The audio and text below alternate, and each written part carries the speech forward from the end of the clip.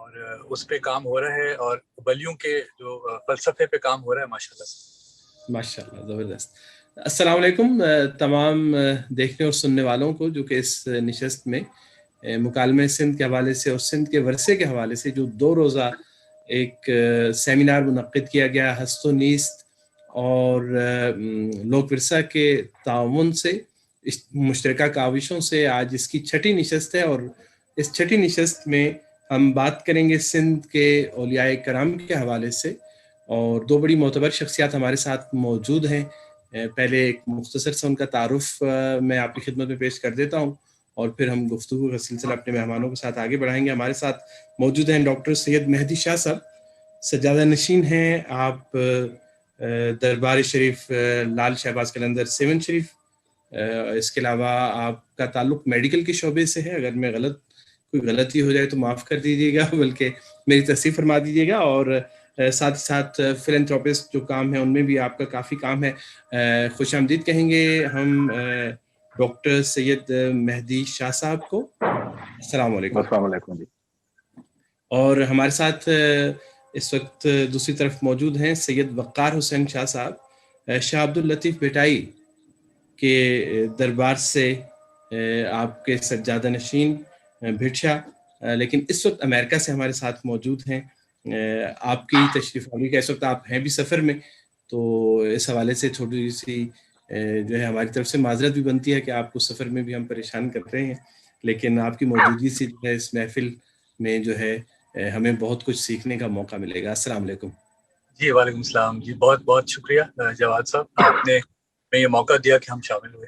بہت تو میں آپ دونوں مہمانوں کی اجازت سے اور تمام دیکھنے سننے والوں کی اجازت سے گفتگو کا آغاز کرتے ہیں ڈاکٹر صاحب سے، ڈاکٹر سید مہدی شاہ صاحب سے.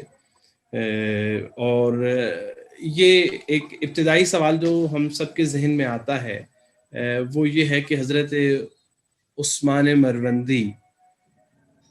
مروند سے 7 تک کا آپ کا سفر کیسے ہوا؟ جہاں جہاں سے آپ گزرے، جس گھر میں آپ نے تولد ہوا آپ کا، اور وہاں سے مروند ظاہر ایران میں ہے، تو ایران سے سرزمین سندھ تک کا یہ سفر روحانی اور ساتھ ہی ساتھ فزیکل یہ جو جرنی ہے آپ کی کس طرح سے شروع ہوئی، اور اس کے بارے میں ہمیں کچھ بتائیے. جی اسٹوری تو لمبی ہے لیکن آپ کی اجازت سے میں مختصراً بیان کروں گا. یہ ایک آپ کا بہت اہم سوال ہے ہمدانی صاحب، اور پبلک کو اس کے بارے میں کم معلومات ہیں. تو قلندر لال شہباز جو ہیں وہ 13ویں پشت میں حضرت امام جعفر صادق کی اولاد ہیں. ان کا خاندان، ان کے بزرگ جو ہیں وہ قیام پذیر تھے اس وقت مرند میں.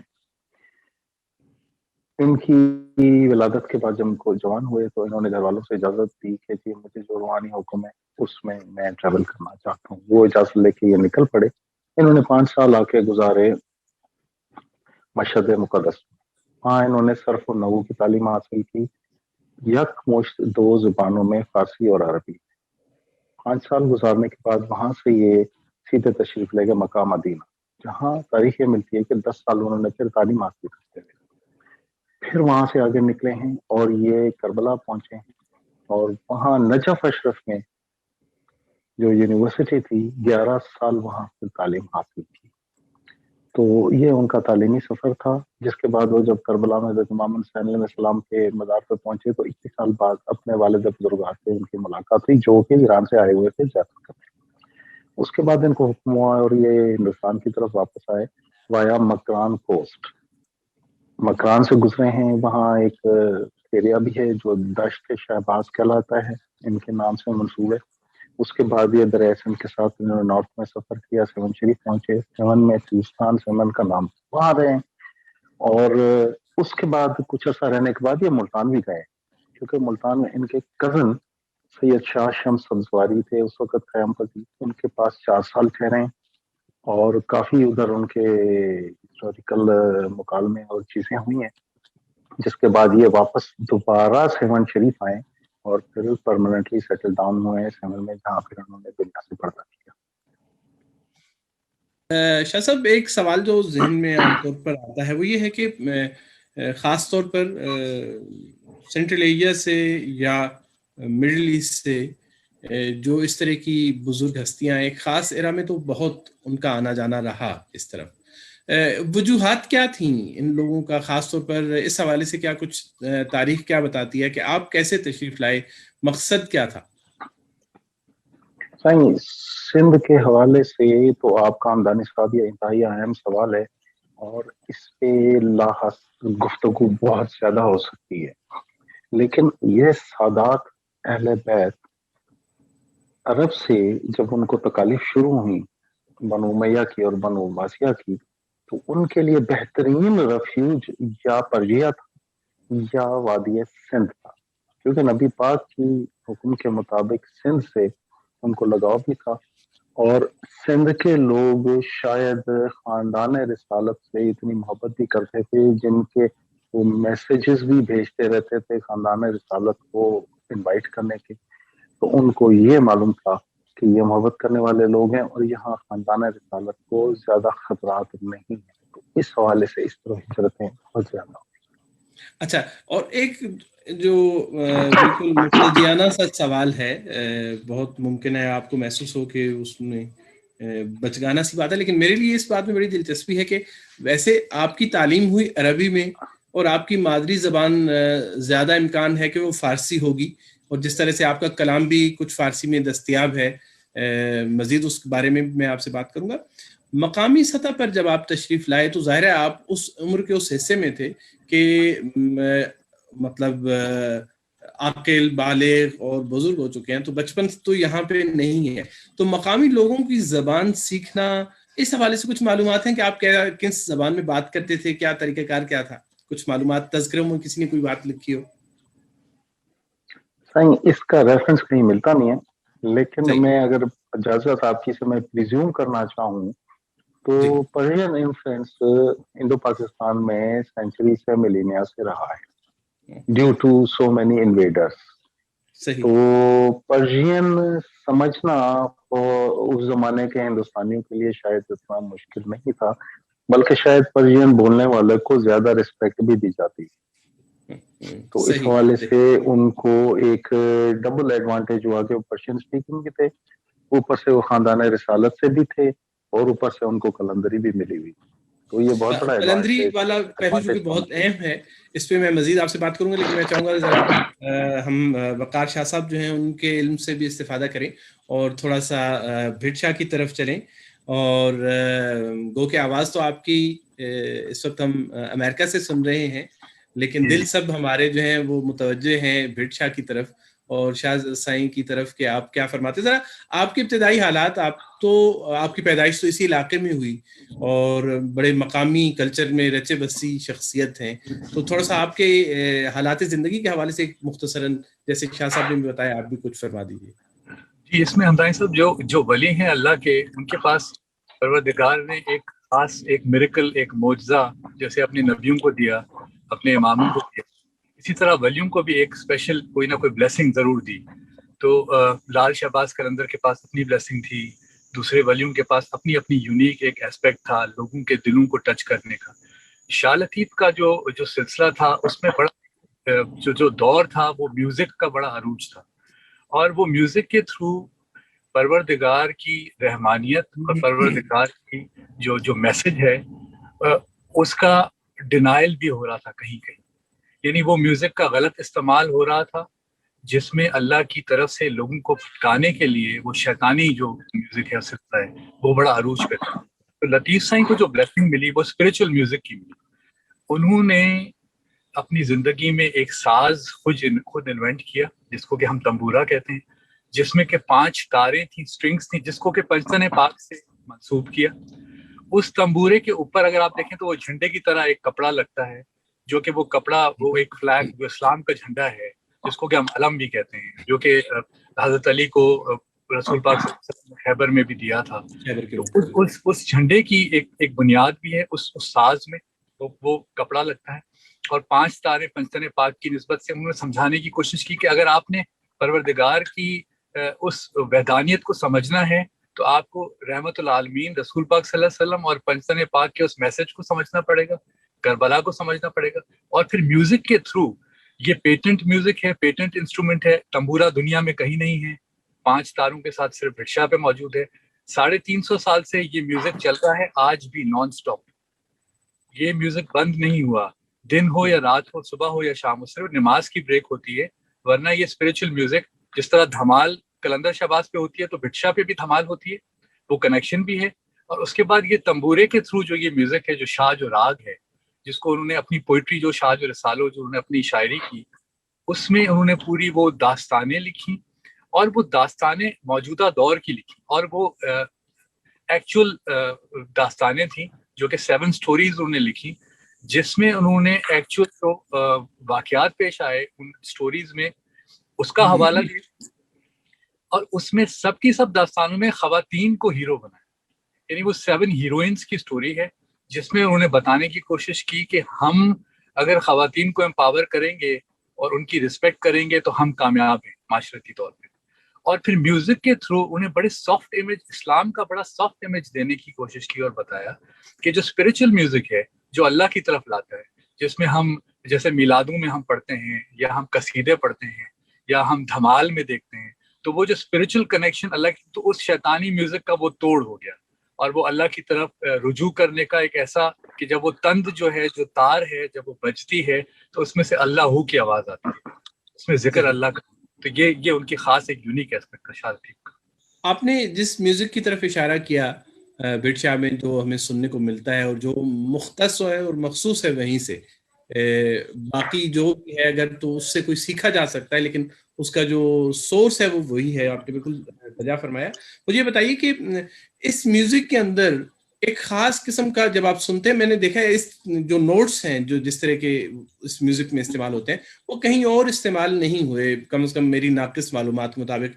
ہمارے ارد گرد کا جو میوزک جو ہمارے ہاں رائج ہے, اس کی اسپرٹ کیا ہے اس میوزک کے اندر؟ آپ نے ویسے تو اشارہ کیا بھی ہے, بہت کرب اور بہت درد, اور اس کے اندر ایک نوحے کی کیفیت جو ہے وہ محسوس ہوتی ہے. اس حوالے سے کچھ ارشاد فرمائیے. دیکھیں حمدانی صاحب, اگر ہم رو نہیں سکتے, اگر ہماری آنکھ میں آنسو نہیں آ سکتا تو ہم انسان نہیں.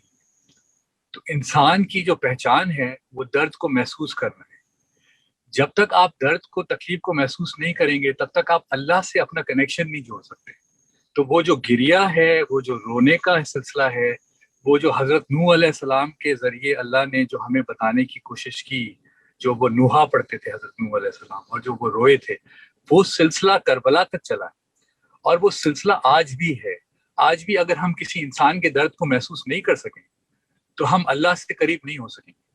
اور وہ انسانیت کے درد کا عروج کربلا ہے, تو اس کربلا کو سمجھنا پڑے گا, اور اس سیکریفائس کو, رسول پاک صلی اللہ علیہ وسلم کا سیکریفائس, ان کے گھرانے کا سیکریفائس, اس کو سمجھنا پڑے گا. تو شاہ لطیف نے اس درد کو بنیادی اصول بنا کے اس کو میوزیکل فارم میں ہم تک پہنچایا, اور ہمیں سمجھانے کی کوشش کی کہ اس دھمال میں جو کہ کلندر شہباز کی دھمال ہے, اس میں بھی وہ درد موجود ہے, اس کو سمجھیے, اور آپ کے دل میں بھی وہ درد موجود ہے. وہ درد جب تک زندہ ہے, آپ کی آنکھوں سے آنسو اگر نکل سکتے ہیں کسی اور کی تکلیف دیکھ کے, تو پھر آپ انسان بھی ہیں, اور پھر اللہ کے قریب بھی ہیں, اور پھر آپ کا جو وہ کنیکشن ہے وہ اسٹرانگ ہوتا جائے گا وقت کے ساتھ. تو یہ بڑا بنیادی.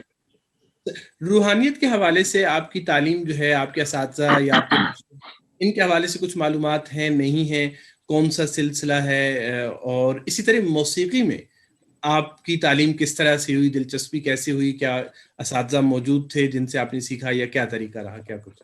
دیکھیں اس میں دو ہر جگہ آپ دیکھیں تو کنٹروورشل بات بھی آتی ہے, اور ایک ایسپیکٹ بھی آتا ہے, دوسرا ایسپیکٹ بھی آتا ہے.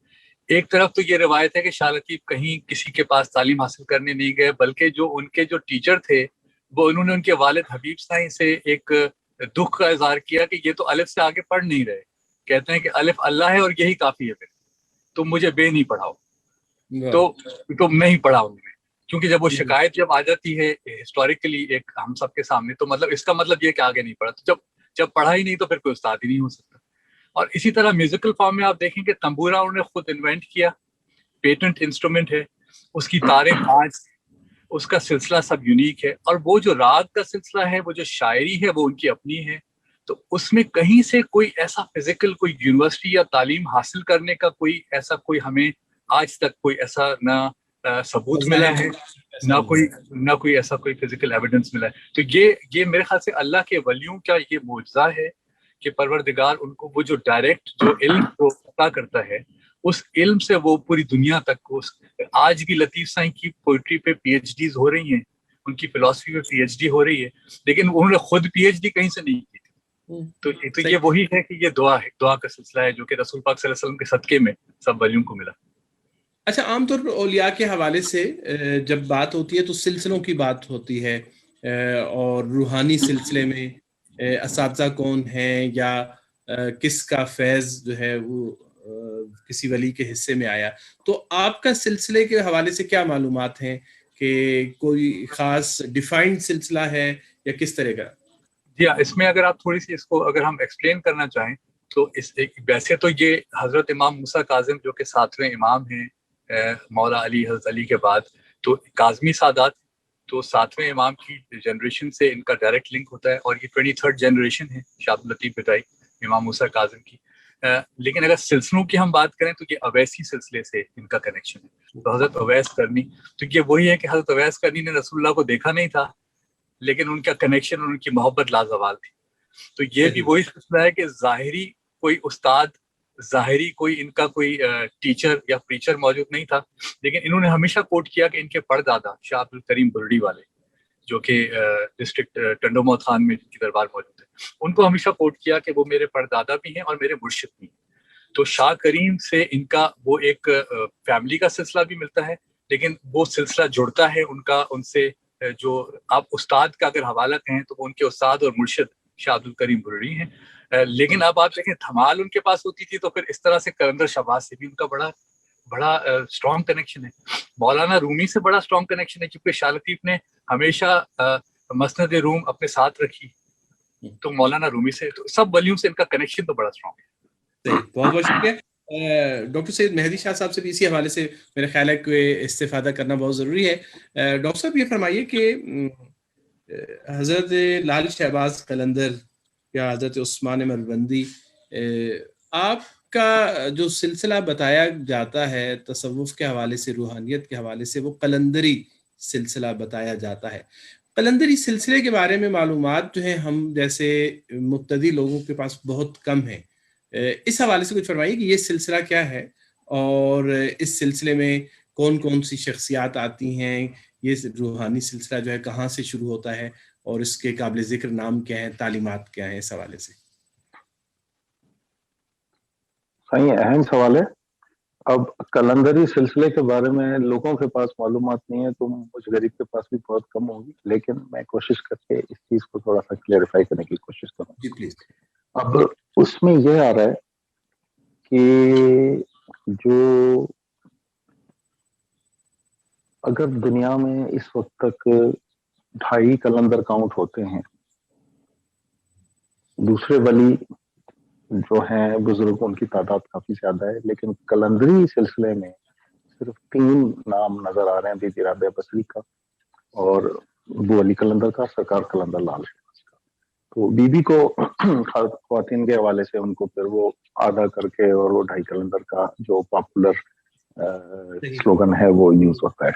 تو اب اگر قلندر ہیں ہی اتنے کم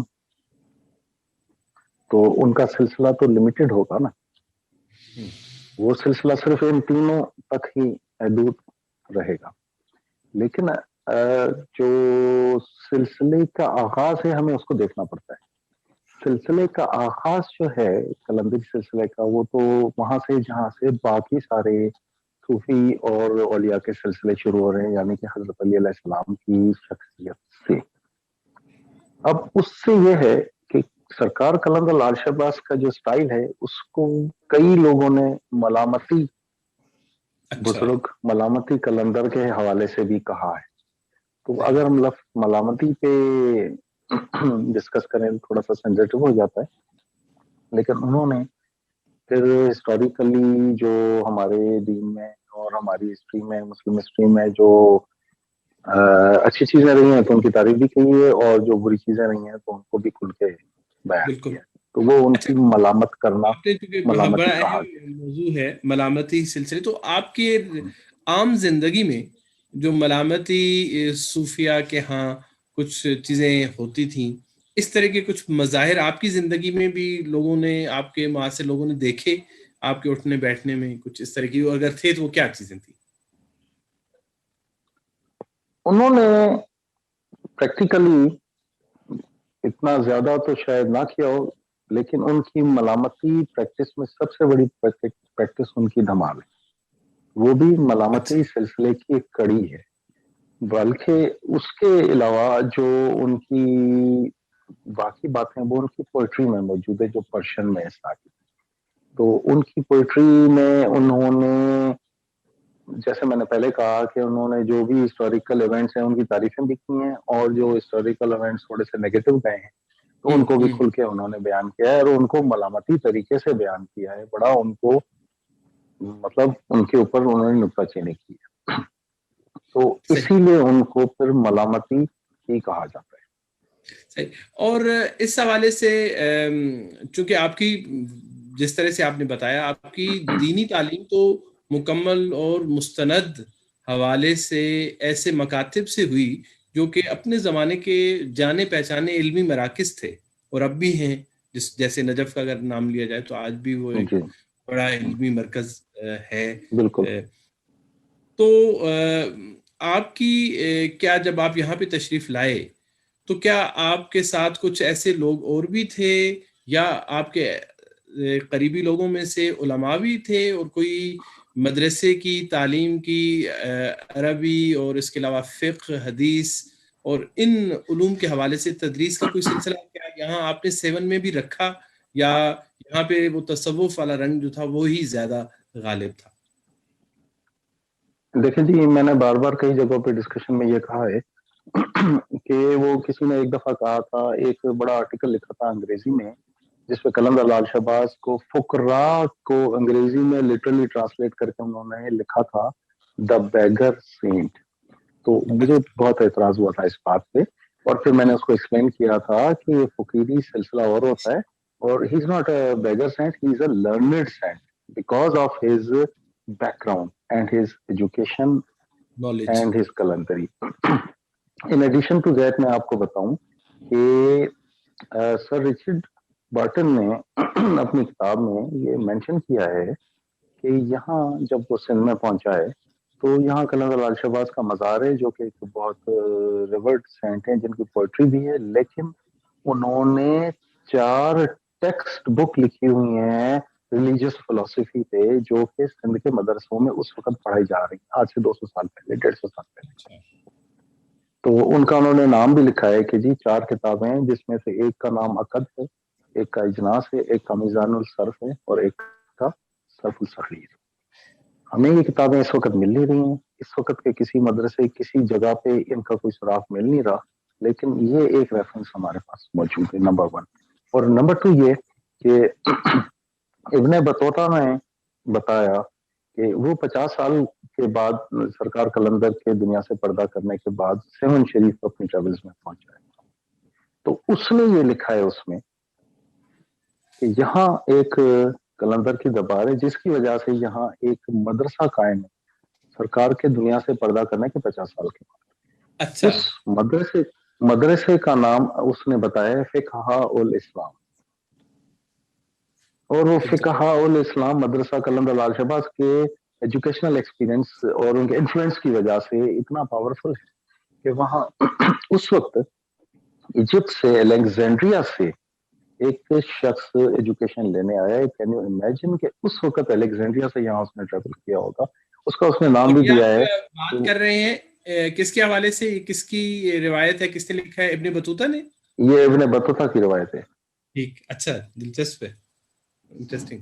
تو اس میں یہ لکھا ہے کہ جی الیگزینڈریا کا ایک شخص ہے جس کا نام شیخ زین الدیز ہے، اور وہ یہاں ایجوکیشن لے رہا ہے، اور وہاں کے ایک معتبر شخص برہان الدین ارج کا چھوٹا بھائی ہے.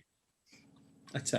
تو میں وہی عرض پیش کر رہا ہوں کہ قلندر لال شہباز کا انفلوئنس ایجوکیشنل اور روحانی سینچری سے رہا ہے انڈس ویلی میں، جو کہ یہ ہمارے کنونشنل آج کل کی جو تعلیم آ گئی انگریزی کی، تو شاید اس کی وجہ سے ڈیمینش ہوا، یا اور بھی وجہ اس کی ہو سکتی ہے کافی. اچھا شاہ صاحب، اگر اس خاص روحانی سلسلے میں خاص طور پر حضرت کی اپنی شخصیت کو سامنے رکھا جائے تو آپ کی روزمرہ کی عادات، روزمرہ کی جو پریکٹسز تھیں، ان میں کیا کیا چیزیں شامل تھیں، یا آپ کی تعلیمات میں آپ کن چیزوں پر زور دیا کرتے تھے، کن نکات پہ آپ کی زیادہ توجہ رہتی تھی؟ دیکھیں جی، جو معلومات ہمارے تک پہنچی ہیں وہ تو فقیری سلسلوں سے پہنچی، جو قلندری فقیر ہیں اور صدیوں سے وہ چلتے آ رہے ہیں، تو وہ قلندر لال شہباز کی جو زبان اور سینہ بسینہ جو روایات پیش کر رہے ہیں اس کے تھرو ہیں کہ قلندر لال شہباز ڈیلی شام کو مغرب کے اذان کے بعد دھمال ضرور کیا کرتے تھے اپنے مریدوں کے ساتھ مل کے، اور اس کے علاوہ ان کو تعلیم وغیرہ دینا. اور ایک اور ان کا واقعہ بڑا امپورٹنٹ ملتا ہے کہ جب وہ ملتان میں 4 سال انہوں نے گزارے تھے، وہاں وہ ٹھہرے ہوئے تھے اپنے ہی کزن شاہ شمس سبزواری کے ڈیرے پہ، تو اس وقت کے کنٹمپرری بزرگ جو ملتان میں تھے وہ سید شاہ جمال سرخپوش بھی تھے اور شیخ بہاؤالدین زکریا ملتانی بھی تھے. زکریا ملتانی، اس وقت جو گورنر تھا ملتان کا وہ تھا پرنس کان محمد، جو کہ غیاث الدین بلبن کنگ آف دہلی کا کراؤن پرنس بیٹا تھا، مطلب ولی عہد بیٹا تھا، جس کو اس نے گورنر بنا کے رکھا ہوا تھا ملتان صوبے کا. تو وہ کوئی ولیوں کو بہت زیادہ ریسپیکٹ کرتا تھا.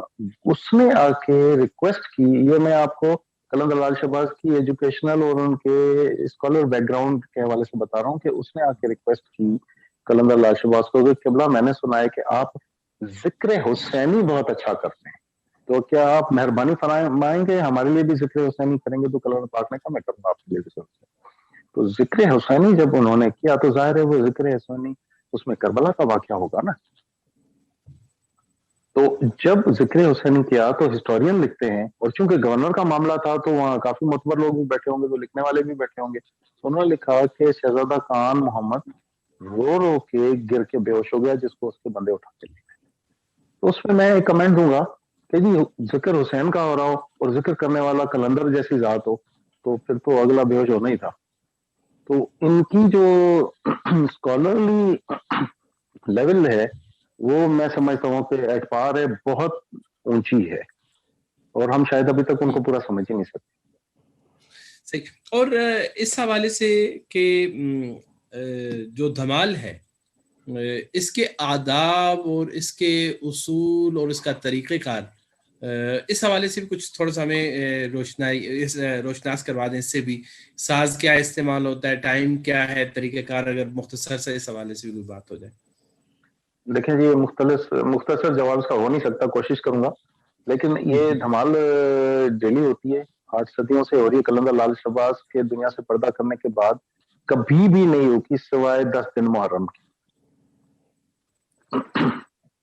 حتیٰ کہ جب دھماکہ ہوا تھا وہاں پر بلاسٹ ہوا تھا تو اس وقت یہ مجھے یاد پڑ رہا ہے ابھی. بالکل جی، دھماکہ ہوا تھا تو دھمال بج رہی تھی، اس کے آخری 15 منٹ رہتے تھے، اور دھمال بجانے والوں کو یہ کریڈٹ جاتا ہے کہ وہ دھمال آخری 15 منٹ بھی وہ بجاتے ہی رہے. انہوں نے بند نہیں کی، اٹھ کے چھوڑ کے نہیں بھاگے. وہ کمپلیٹ ہوا اور دوسرے دن پھر ہم نے دھمال کروا دی. تو کوئی آج تک ہسٹری میں گیپ نہیں آیا، نمبر 1. اور یہ ہمیشہ ہوتی ہے ڈیلی جب مغرب کی اذان ختم ہوتی ہے تو اس کے بعد دھمال شروع ہوتی ہے. دھمال کی ٹائمنگ ویرائی کرتی ہے، بڑی تاریخ ہوتی ہے تو ذرا گھنٹہ ہو جاتی ہے، درمیانی تاریخ ہوتی ہے تو پونا گھنٹہ ہوتی ہے، اور عام دنوں میں وہ آدھا گھنٹہ ڈیلی دھمال ہوتی ہے. اس کے جو ماہرین ہیں، اساتذہ بھی ہیں جو باقاعدہ اس کو گائیڈ کرتے ہیں، لیڈ کرتے ہیں، سکھاتے ہیں، یا رینڈم ہے کوئی بھی آ کے جیسا بھی آ جائے شامل ہو جائے؟ دیکھیں جی، اب دھمال کا تھوڑا سا پریکٹس چینج ہو گئی ہے، بیکاز کے اوقاف اور گورنمنٹ کو اس طرف دھیان نہیں ہے، ان کو پتا نہیں ہے. پہلے اس میں جب فقراء یہاں بیٹھے ہوتے تھے ان کا کنٹرول ہوتا تھا تو وہ دھمال کرنے والے آنے والوں کو دھمال کرنے کا طریقہ گائیڈ کرتے تھے دھمال شروع ہونے سے پہلے کہ بھائی ایسے پاؤں چلانے، ایسے کھڑا ہونا. وہ طریقہ والے جو فقراء ہیں وہ فقراء بھی اب کم ہو گئے ہیں، اور دوسرا جو گورنمنٹ کا کنٹرول اور انٹرفیئرنس کی وجہ سے دھمال میں وہ ڈیکورم اس طرح سے مینٹین نہیں ہو رہا جس کا افسوس ہے. ہم بڑی کوشش کریں کہ اس کو مینٹین کریں اپنے ٹریڈیشنل. میں نے جی وہ اپنے بچپن میں بہت ساری چیزیں دیکھی، ہماری پوری کوشش ہے کہ ہم ان چیزوں کو ریوائیو کریں، لیکن اس کے لیے ہمیں گورنمنٹ کی باقاعدہ کوآپریشن چاہیے ہوگی، پازیٹیو قسم کی، تاکہ ہم وہ سب چیزیں ٹریڈیشنلی اپنی جگہ پہ واپس لائیں. صحیح، بہت بہت شکریہ. ذرا وقار شاہ صاحب سے بھی استفادہ کرتے ہیں اس حوالے سے. شاہ صاحب یہ فرمائیے کہ بھٹ شاہ میں کیا علمی روایت کا کوئی ساتھ، کوئی برابر میں درگاہ کے ساتھ ہی کوئی لائبریری موجود ہے؟ تھوڑا سا درگاہ کا تعارف بلکہ اگر کروا دیں کہ اس جگہ پہ کیا کیا چیزیں موجود ہیں وہاں پر. چونکہ عام طور پر جو پرانی تاریخی ہم پڑھتے ہیں اس میں یہ ہوتا تھا کہ جو زائرین آیا کرتے تھے ان کی رہائش کے لیے کوئی جگہ ہوا کرتی تھی. کچھ جگہیں ایسی ہوا کرتی تھیں جہاں پہ لوگ صرف اور صرف معتکف ہو کے تقریباً ایک حالت اعتکاف میں بیٹھ کے مراقبے میں بیٹھا کرتے تھے. تو ایسی مختلف خانقاہوں میں بر صغیر کی اور سینٹرل ایشیا کی اس طرح کی روایات رہی ہیں. تو میں وہاں پر کیا کیا چیزیں موجود ہیں، کیا کوئی لائبریری بھی ہے، نہیں ہے، مہمانوں کے اٹھنے بیٹھنے کا تھوڑا سا درگاہ کا جو ماحول ہے اس حوالے سے شاہ صاحب تھوڑا سا ہمیں جی اس میں ہمدانی صاحب جو ہمارے پاس دو دور آئے ہیں. ایک دور وہ ہے جب دربار سجادہ نشین کے کنٹرول میں تھی اور وہ سنبھالا کرتے تھے. ایک دور وہ ہے 1958 کے بعد کیونکہ پاکستان بنا تو پھر یہ ایوب خان جب یہ پریزیڈنٹ تھے تو انہوں نے یہ بڑا غلط کام کیا میری نظر میں کہ انہوں نے درباروں کو گورنمنٹ نے کنٹرول کر لیا، ٹیک اوور کر لیا. تو اس میں جب وہ اوقاف ڈپارٹمنٹ بنا تو وہ جو سلسلہ تھا اس کا تسلسل تھوڑا ٹوٹ گیا. اور اب 1958 سے لے کے آج تک یہ گورنمنٹ کے کنٹرول میں ہے تو سارے فنڈز بھی گورنمنٹ کنٹرول کرتی ہے. ان میں اگر کرپشن ہو رہی ہے تو اس کی ذمہ دار بھی گورنمنٹ ہے، اور اس کو اگر غلط استعمال کیا جا رہا ہے تو اس کی بھی رسپانسبلٹی. سیکیورٹی کی رسپانسبلٹی، اگر بم دھماکے ہو رہے ہیں اور وہ سیکیور درگاہ نہیں ہے تو وہ بھی گورنمنٹ پہ آتی ہے. تو 1958 سے پہلے تو جب سجاد گان سنبھالتے تھے تو میرے پردادا سائیں شاہ ڈنو سائیں کی ٹائم تک تو وہ مدرسہ اور وہ تعلیم دربار کے اندر اہل سنت کی مسجد الگ اور دربار کے ساتھ اہل تشیع کی مسجد اور مدرسہ الگ، اور اس کا انتظام سنبھالنا اور وہ لائبریری اور وہ جو چیزیں محفوظ کرنے کا سلسلہ تھا. لطیف سائیں کے جو ان کی کتابیں ہیں یا جو ان کے لکھے ہوئے کلام ہیں ان سب کو محفوظ کرنے کا سلسلہ سجاد گان کی ذمہ داری ہوتی تھی. لیکن جب اوقاف ڈپارٹمنٹ آ گئی 1958 کے بعد تو انہیں کافی چیزیں اپنے ہینڈ اوور کر لی. تو انہوں نے کہا کہ یہ روحانی سلسلہ آپ سجاد گان سنبھالیں گے اور جو یہ فزیکل چیزیں ہیں یہ ہم کنٹرول کریں گے.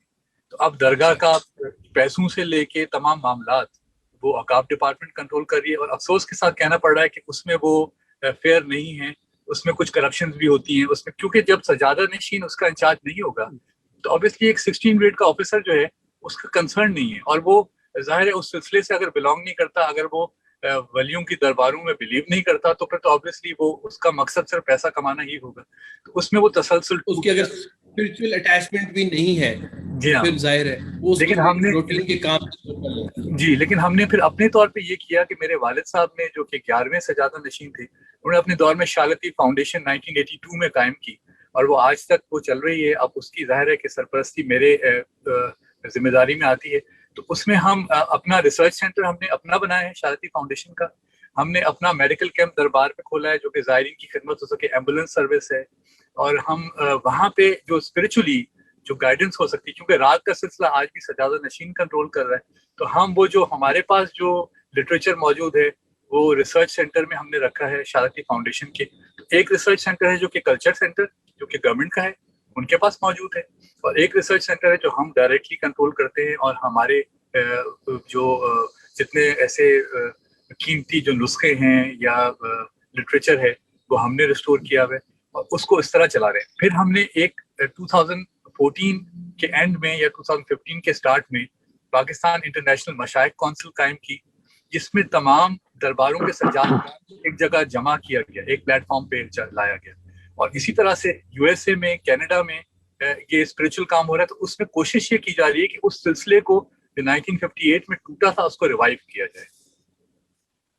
زبردست. اچھا شاہ صاحب آپ نے فاؤنڈیشن کا چونکہ ذکر کیا تو اگر اس حوالے سے تھوڑی سی روشنی ڈال دیں کہ فاؤنڈیشن جو ہے اس کے اغراض و مقاصد کیا ہیں، کن لائنز پہ کام کر رہے ہیں، آپ کی پریفرنسز پرائیورٹیز کیا ہیں؟ دیکھیں شالتی فاؤنڈیشن کا مقصد یہی ہے کہ جو کام جو گورنمنٹ نہیں کر سک رہی، کیونکہ گورنمنٹ تو پیسے کمانے پہ زیادہ فوکسڈ ہے اور جو اسپرچل میسج ہے، جو فلاسفی ہے، اس کو فریز کر دیا گیا.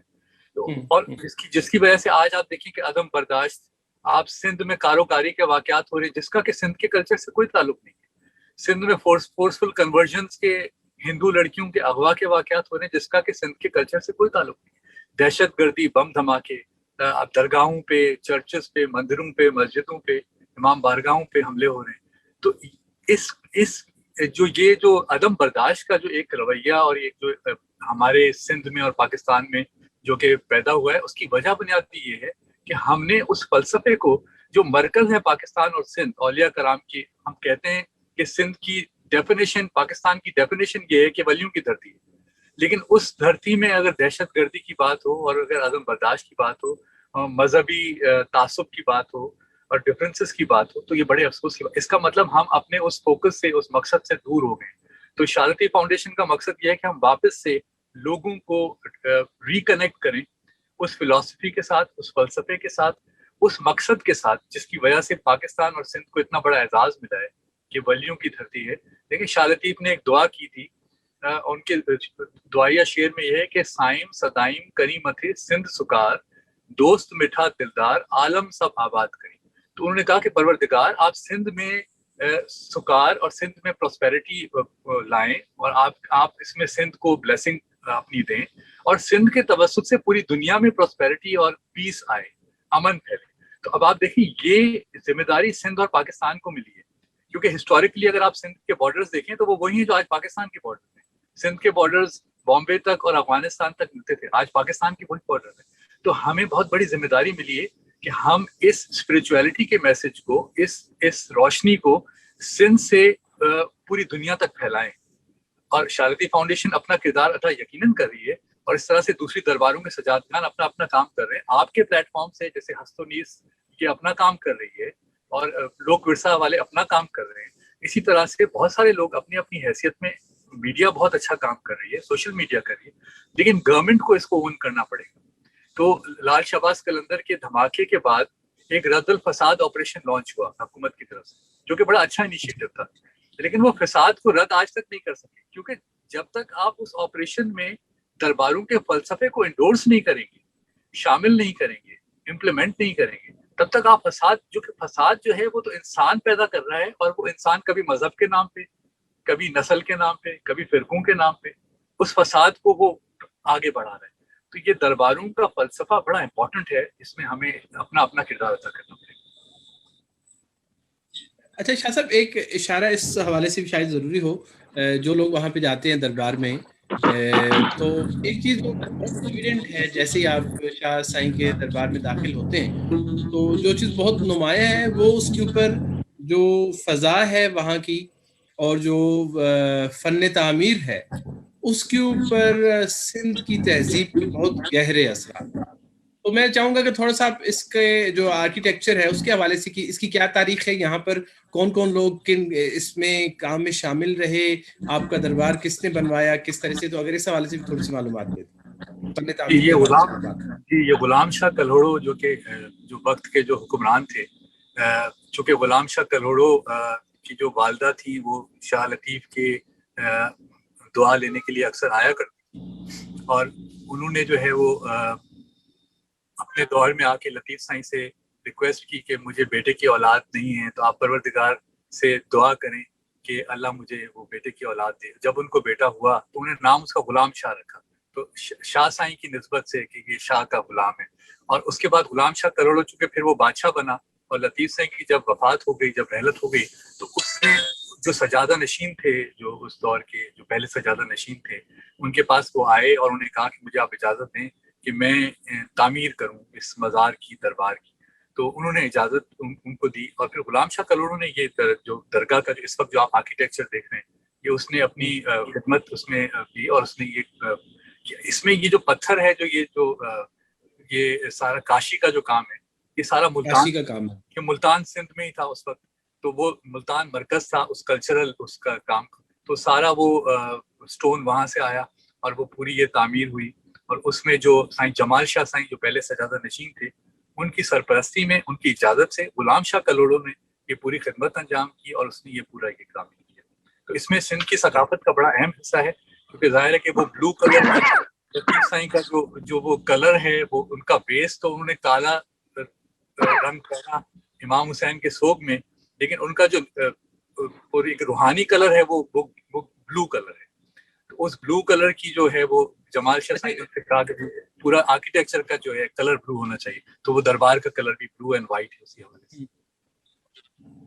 اچھا شاہ صاحب، آپ کی بات میں صرف اس کو آگے بڑھاتے ہوئے، یہ جو دو رنگ ہے نا، کالا اور جو نیلا رنگ جو ہے تھا، نیلا رنگ بھی فارسی ادب میں سوگ کی علامت کے طور پر لیا گیا ہے. ایسے صوفیاء گزرے ہیں جو سیاہ لباس بھی پہنتے تھے اور نیلا لباس بھی، جو گہرا نیلا رنگ جب ہو جائے تو آپ کو معلوم ہے وہ بھی کالے کے قریب ہو جاتا ہے. تو یہ بھی اسی خاندان کے، یعنی ایک ہی فیملی ہے کلرز کی. بالکل آپ نے صحیح فرمایا، بالکل آپ نے صحیح کہا. یہاں تک کہ بات شاید نکل جائے تو میں چونکہ آپ سے زیادہ سیکھنا چاہ رہا ہوں تو بہتر ہے کہ آپ ہی کو بولنے کا موقع دیا جائے. شاہ صاحب، ڈاکٹر مہدی شاہ صاحب، تھوڑا سا ایک جو شاید میرا امپریشن صحیح نہ ہو لیکن محسوس یہ ہوتا ہے کہ جب آپ قلندر کے دربار میں جاتے ہیں تو آرکیٹیکچر کو اگر دیکھیں آپ تو اس میں سندھ کی ثقافت تو ہے، اس کی جھلک نظر آتی ہے، لیکن ائمہ طاہرین کے جو ہیں مزارات، جیسے کربلا میں، نجف میں، کچھ وہ رنگ بھی وہاں پہ نظر آتا ہے. آپ کے جو خاص طور پہ جو گنبد اور وہ جو درمیانہ حصہ ہے، کچھ اثرات سے اس کے بھی نظر آتے ہیں. ذرا اس حوالے سے میں چاہوں گا کہ آپ بھی ذرا آرکیٹیکچر کے حوالے سے، یہ فن تعمیر کون لوگ اس میں درگاہ کی تعمیر میں شامل رہے اور یہ ڈیزائن کہاں سے آئے اور کن لوگوں کا یہ کن لوگوں کا تھا. حمدانی صاحب، جو سرکار کا مقبرہ میں نے بچپن میں دیکھا، جو کہ 1970s کے اینڈ میں جس کا گنبد خود بخود ڈیمالش ہوا تھا، وہ بھی 3 سینچریز پرانا تھا، اور وہ بھی سائیں وقار سائیں نے جیسے فرمایا کہ غلام شاہ کلوڑا نے ہی وہ بھی بنوایا تھا سرکار قلندر کا. تو یہ اس کا جو گنبد تھا وہ ضعیف ہو گیا تھا، اور آخر وہ ایک دن پھر حادثہ ہوا اور وہ شہید ہوا. تو اس کے بعد حکومت وقت نے یہ فیصلہ کیا کہ ہم پوری کنسٹرکشن چینج کر دیتے ہیں. اب کوشش ہماری یہ تھی کہ ہم اولڈ کنسٹرکشن جو تھی، جو کہ پرشین اسٹائل کی تھی، وہ ہم مینٹین کرتے ہیں، اور وہ جو ڈورز کی آرچز اور انٹرنس کی آرچز تھیں ان کو مینٹین. تو یہ کافی لمبی ڈسکشنز چلیں، اور جو لیٹسٹ اس وقت کی کنسٹرکشن کمپلیٹ ہوئی ہے دربار کی، اس میں وہ ویو اور وہ آپ کو اورا مل رہا ہے. وہی پرشین جو وے آف آرکیٹیکچر ہے اس کو مد نظر رکھتے ہوئے نئی کنسٹرکشن ہوئی ہے. تو یہ شکر الحمدللہ ہمیں یہ ٹریڈیشن ہمارا تھوڑا سا مینٹین رہا ہے. ساتھ میں آپ کو یہ بھی بتاتا چلوں کہ ذوالفقار بھٹو کے دور میں شاہ ایران نے یہاں پہ گولڈ کا دروازہ بھی بھیجا تھا بنوا کر، جس کا گولڈ پاکستان گورنمنٹ کی ملکیت تھا، لیکن بنائی ان کی تھی. کنسٹرکشن کی ساری محنت گورنمنٹ آف ایران نے کر کے اور وہ دروازہ بھیجا تھا گولڈ کا، وہ بھی ادھر لگا ہوا ہے. اسی ڈیزائن کے دروازے آپ نے کربلا میں بھی دیکھے ہوں گے، مظفر میں بھی دیکھے ہوں گے طاہرین کے روزوں پہ. تو وہ جو قلندر لال شہباز کی نسبت ہے پنجتن کے ساتھ، وہ کنسٹرکشن میں بھی نظر آ رہی ہے، وہ فیلنگ ہوتی ہے یہاں پہ، اور لوگ اس چیز کو بڑا اپریشیٹ بھی کرتے ہیں، اور میرا خیال ہے کہ وہ ادھر آ کے وہی چیز محسوس کرتے ہیں. اور جو پرانی کنسٹرکشن تھی اس زمانے میں 300 سال پہلے کی ایک اور بات میں آپ کو بتاتا چلوں کہ اس وقت سرکار بھٹائی، شاہ عبد اللطیف بھٹائی خود اپنی زندگی میں سرکار قلندر کے روزے پہ بھی تشریف لا چکے ہیں. یہ بھی تاریخ میں ہے. بالکل بالکل حقیقت جی. تو یہ جو سلسلے ہیں نا دونوں بڑے درباروں کے اور بزرگوں کے سندھ میں ہی آپس میں جڑے ہوئے ہیں، روحانی بھی اور فزیکلی بھی، اور وہی ٹریڈیشن ہم آج کل کے دور میں بھی کوشش کر کے سارے سجاد کام مینٹین کرنے کی کوشش کر رہے ہیں. صحیح. اچھا شاہ صاحب، کیا دربار کے اطراف میں یا کہیں وہاں پر اس وقت بھی کوئی لائبریری یا کچھ جو یا ایسی نایاب چیزیں جنہیں آپ تبرکات کہتے ہیں، کچھ ان کی کنزرویشن کا کوئی ایسی جگہ بھی ہے جہاں پہ کوئی ایسی چیزیں موجود ہوں تعارف اگر وہ لوگ جو کہ وہاں نہیں گئے دربار میں، تو اگر اس کا ایک تعارف اگر آپ بتا دیں کہ یہاں پہ کیا کیا کتنے حصے ہیں، کیا کچھ ہے. دربار قلندر لال شہباز پہ جو مین اٹریکشن ہے وہ تو دربار کا روزہ مبارک قلندر خان کا بنا ہے. اس کے بعد جو اس وقت کی کنسٹرکشن ہے اس میں پرانی چیزوں کو مد نظر رکھتے ہوئے دونوں جامع مساجد بھی انکارپوریٹ کی گئے ہیں. اہل سنت کی جامع مسجد اور شیعہ جامع مسجد بھی دونوں موجود ہیں بہت اچھی طریقے سے. اس کے بعد ایک جو جہاں دھمال ہوتی ہے اس علاقے کو دھمال کوٹ کہا جاتا ہے، وہ پورا علاقہ موجود ہے. اور باقی آپ یہ فرما رہے ہیں کہ جو قلندر لال شہباز کے نوادرات کے حوالے سے، تو قلندر لال شہباز کا فزیکلی دو انتہائی اہم نوادرات تو ہمارے پاس موجود ہیں. نمبر 1 ان کا اپنا ذاتی ملکیت علم پاک ہے، جو کہ ان کے مریدین جب وہ ٹریول کرتے تھے ان کے آگے لے کے چلتے تھے. اس کو ہم اپنی سندھی لوکل لینگویج میں گجگاہ علم کہتے ہیں. وہ ہمارے پاس وہاں موجود ہے اور وہ اس وقت بھی قلندر لال شہباز کے کٹہرے کے کونے کے ساتھ بندھا ہوا ہوتا ہے. لوگ اس کی ضیافت کرتے ہیں. نمبر 1 یہ ایک بہت نادر چیز ہے. دوسری ہمارے پاس ایک امپورٹنٹ چیز ہے جس کو قلندر لال شہباز کا گلوبند کہا جاتا ہے.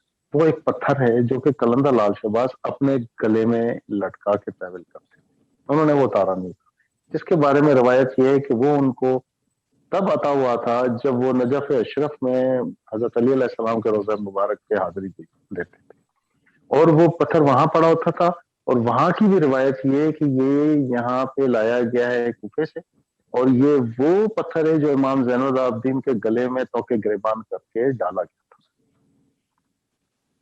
تو اس حوالے سے وہ کربلا کا پتھر قلندر لال شہباز کے گلے میں تھا جس کو وہ گلوبند کہا جاتا ہے. اور اسی حوالے سے اب وہ ہمارے پاس موجود ہے.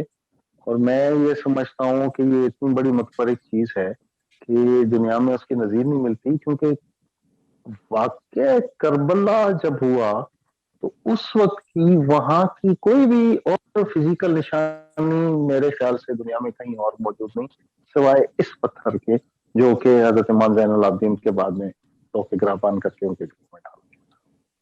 یہ دو چیزیں بہت امپورٹنٹ ہیں ہمارے پاس موجود.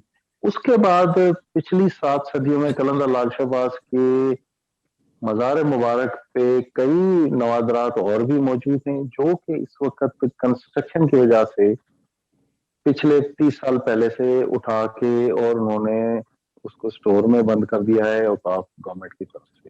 ہماری پوری کوشش ہے کہ ان کو نکال کے اور ڈسپلے کے طور پہ رکھا جائے. ایک اور میں ایڈ کرتا جاؤں، ہمارے پاس ایک بڑی نادر چیز ہے کہ ہم قلندر لال شہباز کے دھمال کوٹ سے جب انٹر ہونا چاہ رہے ہوتے ہیں روزہ مبارک کی طرف، تو اگر ہم لیفٹ سائڈ پہ دیکھتے ہیں تو ایک گول بڑا سا چبوترا ہے اور اس کے اوپر گول گول چھت ہے جس کے 6 پلرز ہیں. یہ وہ جگہ ہے جہاں پہ حضرت قلندر لال شہباز کو ان کی رحلت کرنے کے بعد غسل دیا گیا تھا، تو اس کی وہاں نشانی بنا دی گئی تھی اس جگہ کی. وہ بھی ہمارے پاس پتھر کی پرانی اس وقت کی وہ پوری موجود ہے. تو کافی ہسٹوریکل چیزیں ہیں جو سیون میں اس وقت موجود ہیں. میں آپ دونوں مہمانوں کی اجازت سے تیمور صاحب نے بتایا ہے کہ کچھ پارٹیسپینٹس جو کہ 2 دنوں میں ہمارے ساتھ شریک رہے ہیں وہ بھی اس وقت ہمارے ساتھ موجود ہیں، تو ان کو بھی ذرا شامل گفتگو کرتے ہیں. تو تیمور صاحب، میری آواز سب ساتھیوں تک جا رہی ہے جتنے لوگ ہیں پارٹیسپینٹس؟ باقی بھی ابھی صرف ایک خاتون رہ گئی ہیں، مگر ان سے ضرور وصول کر سکتے ہیں. ہاں، میرا خیال ہے انہیں شامل گفتگو کیا جائے، اور اگر وہ خود والنٹیئر کریں تو خود ہی پیش قدم ہو جائے. وہ بھی چلی گئی ڈر کے مارے. اچھا، وہ بھی شاید گھبرا گئی.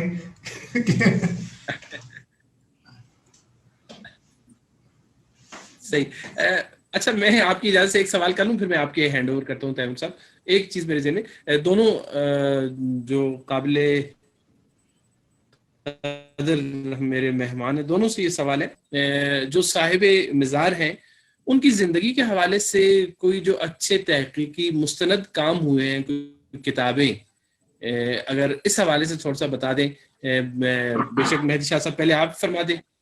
کہ کون سی ایسی کتابیں جو لوگ پڑھ سکتے ہیں، جو آپ ریکمینڈ کرتے ہیں، جو اچھا کام ہوا. پھر اسی طرح جو ہے وقار شاہ صاحب آپ بھی فرما دیجیے گا. سائن قلندر لال شہباز کے اوپر تو اتنی تحقیق اس لیے نہیں ہو سکی ہے کہ دو اس میں فیکٹرز بہت امپورٹنٹ ہے. ایک تو یہ ہے کہ یہ 800 سال پرانا واقعہ ہے، اور دوسرا سب سے بڑا امپورٹنٹ بات ہے کہ سرکار قلندر ایک جگہ پہ تو قیام پذیر رہے نہیں.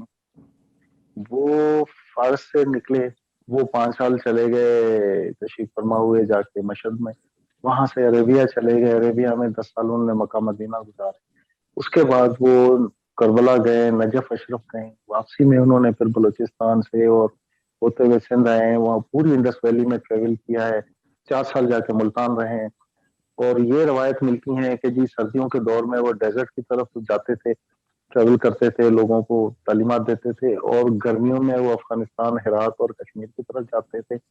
سنا ہے کہ کشمیر میں ایک جگہ ہے کہ جہاں پہ تخت 4 درویشاں کے نام سے، جہاں قلندر لال شہباز اور 3 دوسرے بزرگ جن کا میں نے پہلے نام لیا ملتان کے، وہ ساتھ جایا کرتے تھے. تو اب ان کی ہسٹری لکھنا اتنا آسان نہیں ہے. ہسٹورین تو وہ ساتھ لے کے تو نہیں گھومتے ہوں گے کہ جی میری ہسٹری لکھتے جاؤ. تو اس کو کمپائلیشن ایک مشکل ہے. یہ ساری روایات ہیں، سینہ بھی سینہ چلتی آ رہی ہیں. ہماری کوشش یہ ہے کہ ان کو اب اچھی طرح سے کمپائلیشن کی جائے، لیکن ہے یہ مشکل کام کیونکہ 7 to 8 سینچریز اولڈ کام ہے.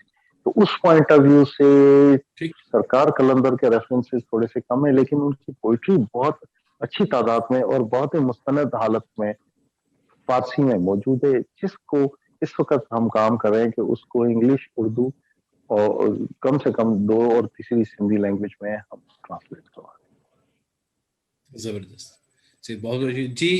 وقار شاہ صاحب آپ بھی شاہ سائیں کے حوالے سے جو کہ بہت کام ہوا ہے آپ کے اوپر، تو بہت ایکسٹینسولی کام ہوا ہے، تو جو آپ کے خیال میں آپ ایسی کتابیں جو آپ سمجھتے ہیں کہ ریکمینڈ کی جا سکتی ہیں، وہ اس حوالے سے تھوڑی سی. اس میں ہمدانی صاحب جو ڈاکٹر ٹرمپ اور ڈاکٹر سولے جو کہ پہلے اسکالرس تھے، جو کہ امریکن اور جرمن اسکالرس تھے، پھر این میری شامل ہے، تو انہوں نے بڑا بہترین کام کیا. پھر ہمارے ہندو جی، اس کے بعد ہمارے ہندو اسکالرس نے بڑا بہترین کام کیا. اس کے بعد ہمارے مسلم اسکالرس نے بہت بہترین کام کیا. تو لیکن ہر اسکالر نے کچھ ایسپیکٹ پہ ذرا زیادہ فوکس کیا، کچھ ایسپیکٹس اس سے رہ گئے.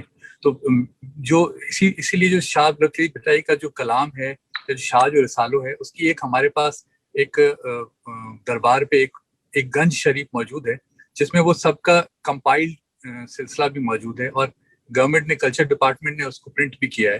تو اس میں کافی چیزیں، اس 70% اس میں کور ہو جاتی ہیں. لیکن میں یہ کہوں گا کہ وہ کام تو آج تک جاری ہے، اور آج بھی جیسے آپ کے ہستونیس کے اور لوگ پرسا کے اس ایونٹ میں میرے خیال سے علی لجوانی صاحب نے شرکت کی، انہوں نے PhD کیا ہے، انہوں نے بکس لکھی بہت ساری. اس طرح سے سائیں جی ایم سید کی جو ڈاٹر تھی درش حوار صاحبہ، جو کہ لطیف چیئر کی ہیڈ بھی تھی، انہوں نے بڑی اچھی بکس لکھی. تو بکس کا سلسلہ، مشتاق شاہ صاحب جو ایمبیسڈر ہیں اس وقت بھی دنیا میں کسی ملک میں، وہ بڑا اچھا انہوں نے بکس لکھی ہیں. تو بہت سارے حوالے ہیں، لیکن ہر بک میں کچھ چیزوں پہ بڑا اچھا فوکس کیا ہے، کچھ چیزیں ان سے، کیونکہ یہ بہت بڑا مواد ہے. تو میں تو یہ ریکمینڈ کروں گا کہ ہر بک میں ہر اسکالر نے اپنی حیثیت میں بڑا بہترین کام کیا ہے، اور وہ ہزاروں کی تعداد میں کتابیں موجود ہیں. لوگوں نے جیسے کلام کے سلسلے میں آتے ہیں کہ آبدہ پروین صاحبہ نے اپنے حوالے سے صوفیہ کے کلام کو بڑا اچھا انہوں نے اپنی خدمت پیش کی. تو ہر کسی نے اپنے، ابھی آج کل ایک سائرہ پیٹر، ایک ہماری ایک کراچی کی، پاکستان کی ایک شخصیت ہیں، لیکن سائرہ پیٹر رہ رہی برطانیہ میں، تو انہوں نے اوپرا سنگنگ میں لطیف سائیں کا کام کیا، اور اوپرا سنگنگ میں پہلی دفعہ ویسٹ کو اور ایسٹ کو انہوں نے ملانے کی کوشش کی. تو کام آج بھی بڑا زبردست ہو رہا ہے. پیلنگ ہانگ ایک ہماری ایک اسٹوڈنٹ ہیں جو کہ ہارورڈ یونیورسٹی سے اس وقت PhD کر رہی ہیں، اور پیلنگ ہانگ وہ شخصیت ہیں جنہوں نے ایسی خاتون جو کہ بھٹائی کا راگ سیکھا اور وہ پڑھ رہی ہیں، اور اس کو پڑھتی بھی ہیں، کلام کو پڑھتی ہیں. تو وہ ایک غیر مسلم اور ایک غیر اردو بولنے والی ایک شخصیت، لیکن انہوں نے زبان سیکھی، پھر سندھی زبان سیکھی اور وہ کلام سیکھا. تو کام تو نان سٹاپ ہو رہا ہے اور بڑا بہترین کام ہو رہا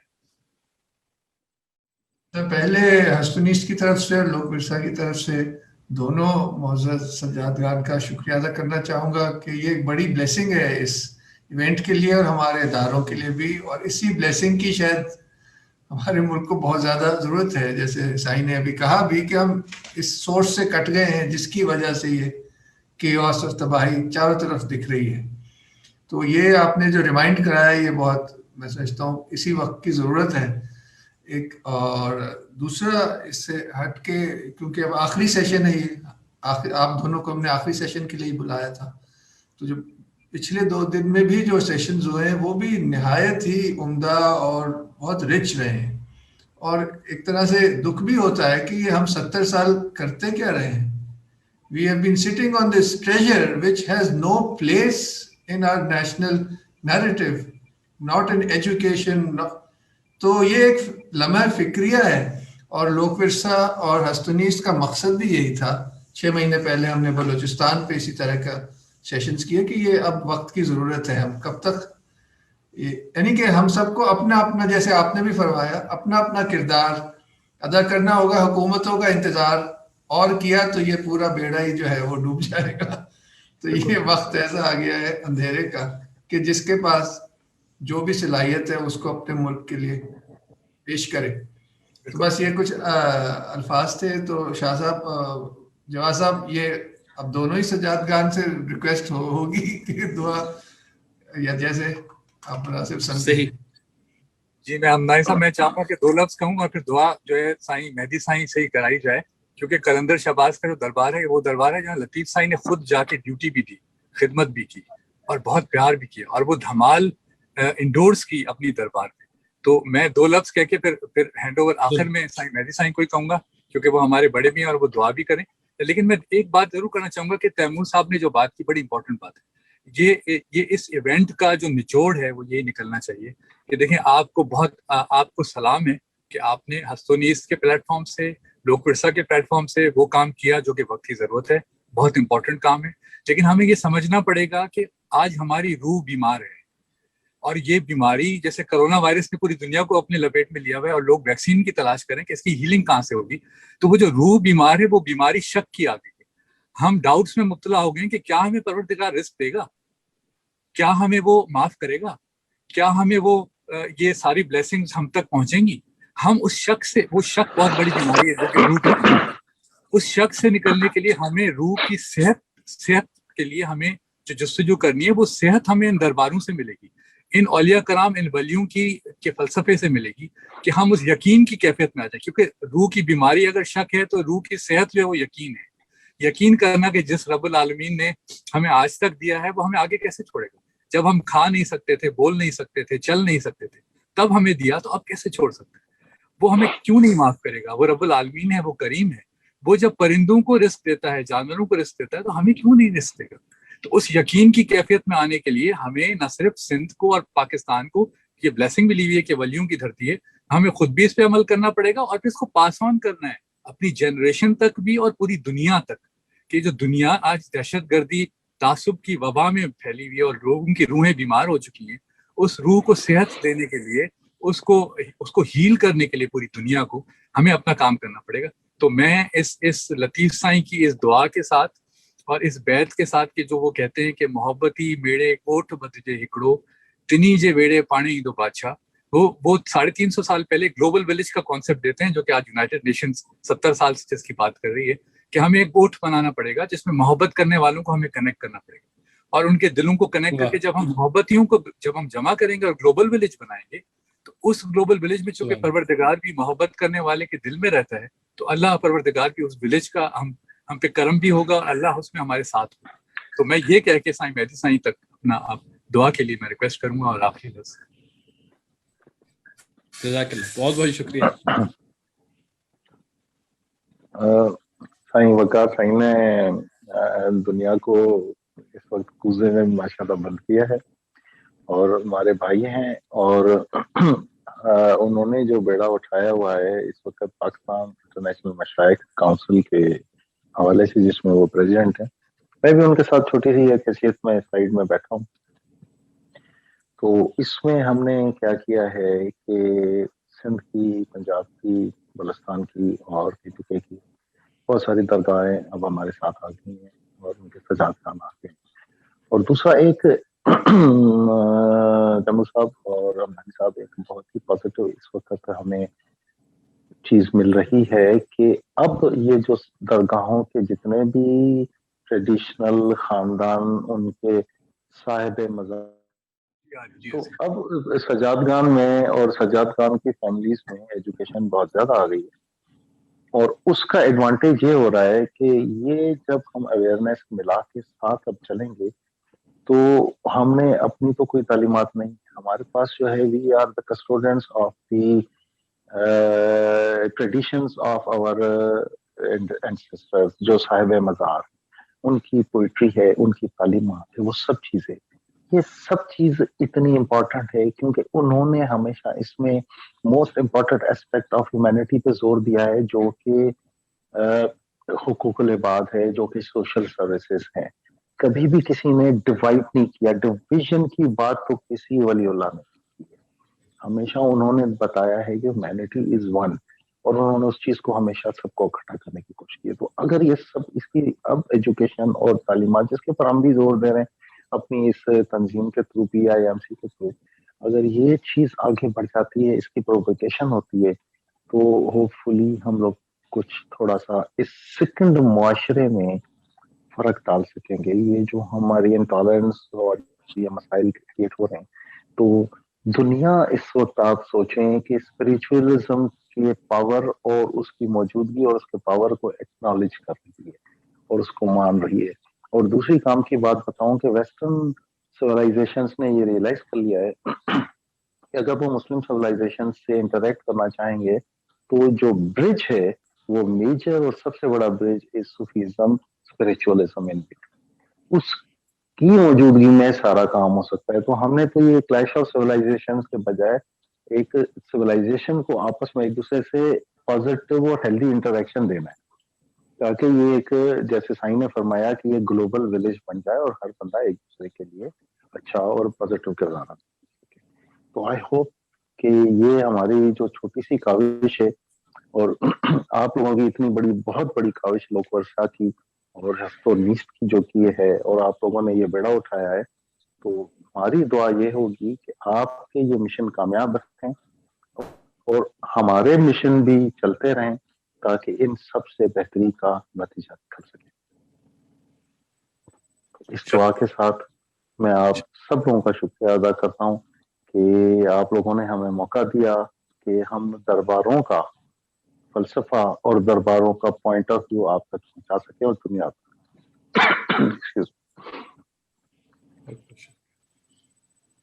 جی جواد صاحب, آپ